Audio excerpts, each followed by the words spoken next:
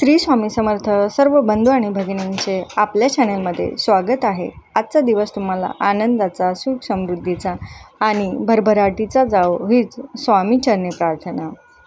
10 जुलै 2025 रोजी गुरुपौर्णिमा आहे. तर या दिवसापर्यंत स्वामी महाराजांची सेवा करण्याचा योग आपल्याला मिळतो. तर स्वामी चरित्र सारामृताचे पारायण कसे करावे, त्याचे नियम कोणते, अटी कोणते, ते आज आपण बघणार आहोत. तर पारायण कधी करावे? स्वामींच्या भक्तीला आणि सेवेला काळेचं वेळेचं बंधन नाही. पारायणासाठी सोमवार, गुरुवार किंवा पर्वणीचा काळही उत्तम मानला जातो.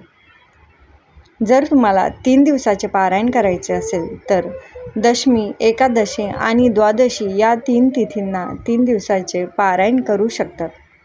ज्यांना शक्य आहे त्यांनी एका बैठकीतच संपूर्ण पोथीचं वाचन करावे.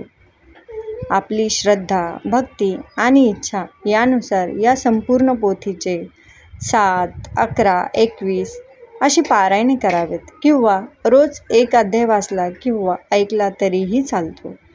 पारायणाची वेळ शक्यतो सकाळी स्नानानंतर नित्याची घरातील आपली देवपूजा करून भोजनापूर्वी पारायण करावे.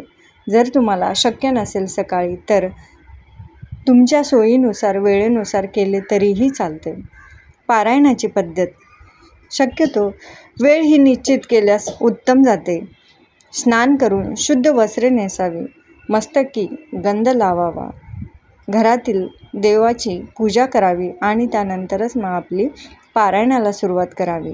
कुलदेवता, इष्टदेवता, गुरुदेव आणि स्वामींचे स्मरण करावे. वडीलधाऱ्यांना वंदन करावे. पारायणाची सुरुवात कशी करावी? तर उजव्या तळहातावर पळीभर पाणी घेऊन आपले नाव, तिथी, दिनांक, वार याचा उल्लेख करून आपण जी कोणती इच्छापूर्तीसाठी हे पारायण करीत आहोत हे बोलावे, म्हणजेच आपण संकल्प करावा. पारायणाचा संकल्प कशासाठी करतो? आपला उद्देश सफल व्हावा म्हणून श्रींची प्रार्थना करून ते पाणी तामनात सोडावे. हे पाणी नंतर तुळशीत टाकावे. पारायणाची व्यवस्था चौरंगावर उत्तम वस्त्र अंथरून ठेवावे. शक्यतो पिवळे वस्त्र असले तर उत्तम. त्यावर श्रींची तसबीर किंवा मूर्ती ठेवावी. पाटासमोर किंवा चौरंगासमोर रांगोळी काढावी. समई लावावी. गंध, पुष्प, धूप, दीप आणि नैवेद्य या पंचोपचारांनी श्रींची, स्वामींची पूजा करावी. गंध, अक्षता आणि पुष्पे वाहून पोथींचीही पूजा करावी. आसनावर बसून श्री नाव आणि पोथीला वंदन करून आणि त्यातील अर्थ नीट समजून घेऊन शांतपणे वाचन करावे. या समयी श्री स्वामी महाराज आपल्यासमोर साक्षात बसलेले आहे असा भाव असावा.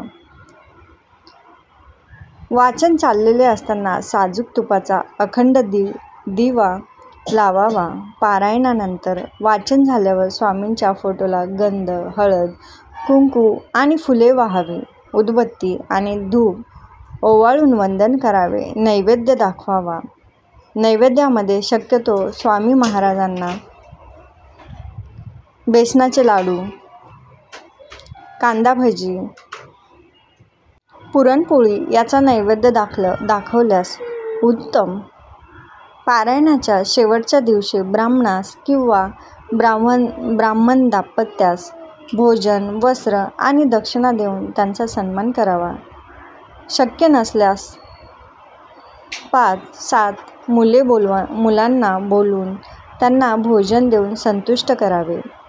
आणि तेही जर शक्य नसेल तर महाराजांना जो काही आपण नैवेद्य बनवू तो नैवेद्य दाखवून महाराजांना नमस्कार केला तरीही महाराजांना सेवाही रुजू करावे. स्वामी महाराज नक्कीच तुमची इच्छा पूर्ण करतील. हा भाव मनात ठेवून सगळ्या गोष्टी व्यवस्थित केल्या तर स्वामी महाराज नक्कीच तुम्हाला प्रसन्न होतील आणि तुमच्या सर्व मनोकामना पूर्ण होतील. तुम्हाला जर व्हिडिओ आवडल्यास नक्की लाईक, शेअर आणि सबस्क्राईब करा. धन्यवाद. श्री स्वामी समर्थ.